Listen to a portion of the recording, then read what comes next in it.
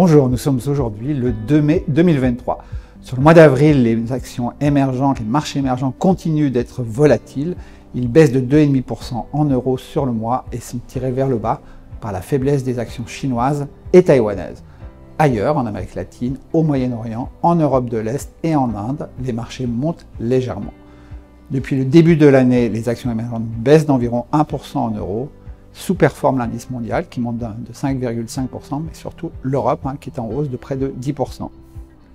Les devises émergentes continuent leur divergence. En Amérique latine, le BRL, le peso mexicain, continue de monter contre le dollar.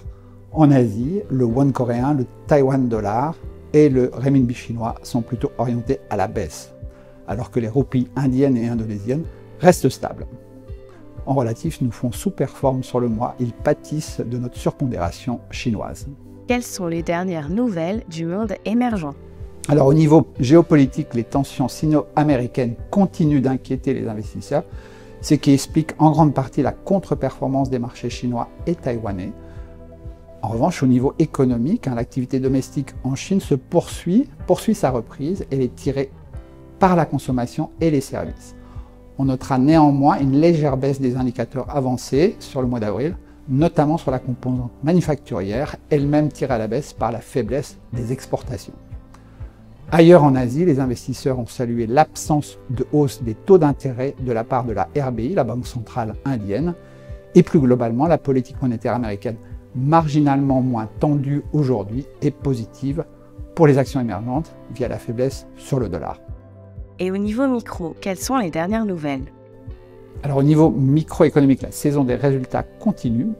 Sans surprise, ils sont mitigés en Chine. Les prévisions sont quant à elles encourageantes, même si les managements de société restent relativement prudents. On notera toutefois la forte reprise dans l'assurance vie. Dans la technologie en Asie, les chiffres sont plus bas lors du premier trimestre, mais Samsung notamment a annoncé des baisses d'investissement et de production. Ces décisions vont se traduire par un rééquilibrage de la situation offre-demande, notamment dans le DRAM, ce qui explique pourquoi ces annonces sont prises positivement par le marché. Au niveau bancaire, notre sélection affiche de très bons chiffres sur le premier trimestre. Banorte, la principale banque mexicaine, génère un ROE de 21,5%.